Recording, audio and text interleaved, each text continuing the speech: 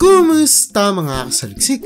Alam mo ba na mayroong mga alahas na ginawa at kasalukuyang ibinibenta sa merkado na umaabot ang halaga sa milyong-milyon hanggang daang milyong presyo? Kaya mula sa alahas na ginamitan ng libo-libong mga diamante sa pagkakabuo hanggang sa pinakamalaking pink diamond sa mundo, ay pag-usapan natin ang 10 pinakamahal na alahas sa buong mundo. Kaya kung handa ka ng malaman ng mga ito ay simulan na natin. Number 10, King George IV State Diadem. Maniniwala ka ba ang sasabihin ko sa iyo na mayroong ginawang korona na ginamitan pa ng 1,333 diamante sa katawan nito? Ang korona ay ang State Diadem ni King George IV na isinuot ng mga nagdaang reyna kagaya ni Queen Victoria at Queen Elizabeth, kung kaya talagang makikita kung gaano kaimportante ang koronong ito sa seremonya ng pagiging isang ganap na reyna. Habang mayroong libong diamante na nakabalot sa korona, ang pinakamahalaga sa mga ito ay ang yellow diamond sa gitna na nakalagay sa krus na hindi may tatangging mayroong mataas na halaga. Ngunit dahil imposibleng ibenta lamang ang korona dahil sa tradisyon na bumabalot dito, ay hindi mabibigyang presyo kung gaano ito kamahal kung ibebenta sa merkado.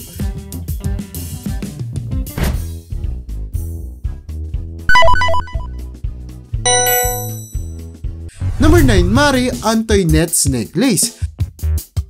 Ang isa siguro sa pinakamahal na kwintas sa kasaysayan ay ang kwintas ni Marie Antoinette na naging reyna ng bansang France, kung saan talagang magaling siyang pamili ng kanyang mga alahas.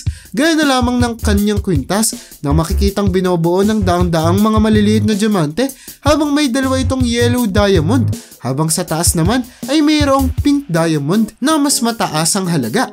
Sa gitnang baba naman ay makikita ang 8.05 karat na diamante na nagbibigay ng pababang direksyon sa kwintas na nakadagdag lalo sa kagandaan ng itsura nito, kung kaya't ang presyo ng kwintas na $3.7 million ay talaga namang hindi na dapat pang ikagulat. Number 8, The Mrs. Winston.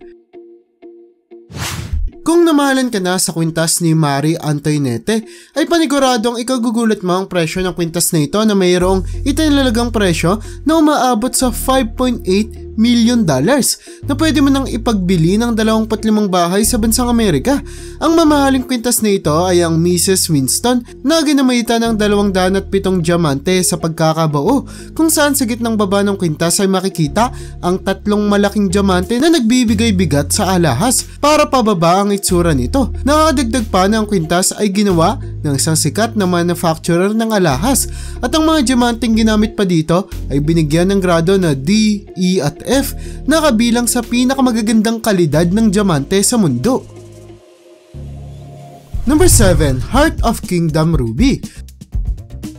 Tila ba pamahal ng pamahal ang mga alahas sa ating listahan, na lang susunod na ating tatalakayin na isa na namang kwintas na mayroong mas mataas na presyo kaysa sa Mrs. Winston, at ito ay ang Heart of Kingdom Ruby na may tumataginting na halagang $14 milyong na paniguradong gugulat sa marami sa atin.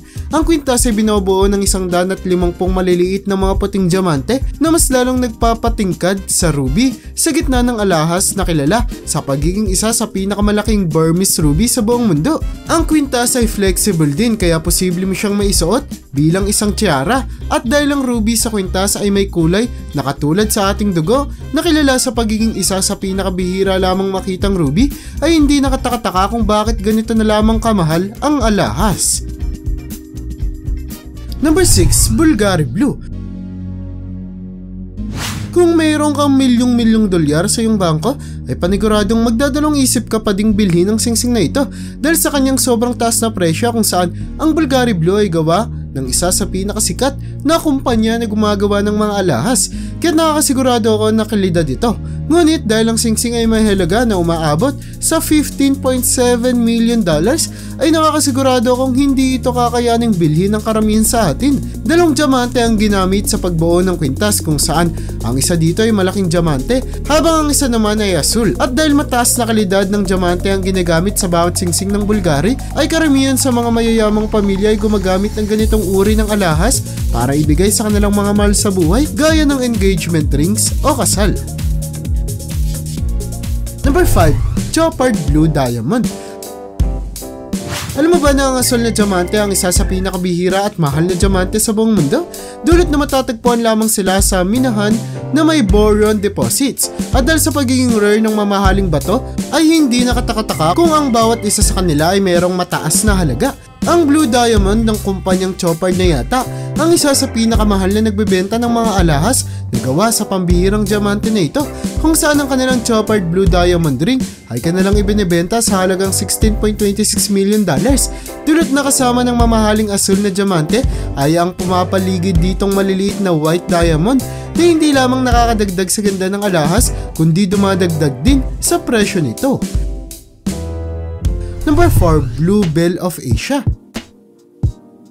Kung iniisip mo na tanging diamante o ruby lamang ang kayang magkaroon ng malaking halaga pag ginamit sila sa alahas, ay dapat mong makilala ang Blue Bell of Asia na isang kwintas na gawa sa maliliit na puting diamante at ginto na mas lalong nagpapatingkad sa sapphire na nasa gitna nito. Ang sapphire ay ang Blue Bell of Asia kung saan mayroon itong kulay na peacock blue na isa sa pinakagustong kulay ng sapphire ng mga kolektor, kung kaya't kahit pa $17.3 million ang halaga ng kwintas ay pinag-aagawan pa din ito ng maraming mamahaling tao nang ibinenta ang alahas sa Christie's Geneva taong 2014. Number 3, Pink Diamond Ring. Alam mo ba na mayroong kulay ang mga diamante na sinasabing mas mataas ang halaga sa lahat? Ito ay ang pink diamond kung saan dahil sa bihira lamang silang ibenta sa merkado, ay kung sakali na ilabas sila sa mga auctions o bintahan, ay agad silang pinagkakaguluhan at pinag-aawayan. Mayroon pang 16.08 carats na pink diamond na inilabas sa publiko kung saan ang presyo ng alahas na ito ay umabot pa sa $23 hanggang $28 million at talagang nagpapakita kung gaano na lamang kayang tumaas ang presyo ng bihirang diamanteng ito. Number 2, Zoe Diamond. Alam natin na ang kasaysayan ng diamante ang isa sa mga dahilan sa presyo nito, kagaya ng kung saan ito nanggaling, sinong may gawa nito at sino ang mga nagsuot nito. Pero iba ang Zoe Diamond kung saan kahit na walang kahit na anong nalalaman tungkol sa diamanteng ito ay naibenta pa din ito sa nakakapangilabot na halagang $32.6 million.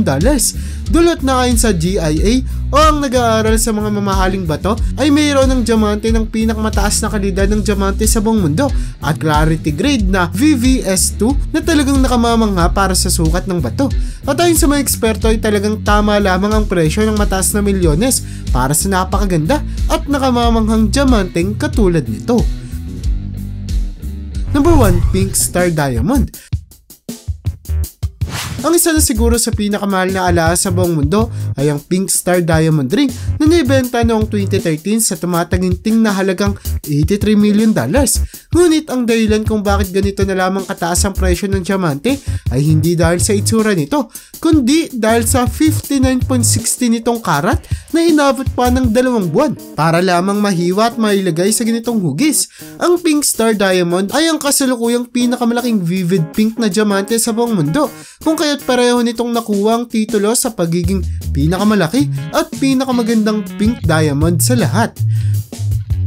At yan ang bumabuo para sa listahan natin sa video na ito. Ang ating mga alahas ang isa sa ginagamit natin para mapaganda ang ating itsura at may pakita din ang ating estado sa buhay, kung kaya't kung sakali man na makakita ka ng isang tao na may suot-suot ng isa sa mga alahas na ating tinalakay ngayon, ay malamang sa malamang na isa sila sa pinakamayamang tao sa ating daigdig. Kaya para sa'yo, alin sa mga alahas na ito ang pinakagumulat sa'yo? I-comment mo naman yun sa baba. At hanggang dito na lang muna ang aking bahagi. Hanggang sa muli mga kasaliksik. Maraming salamat sa panonood. See you in my next vid.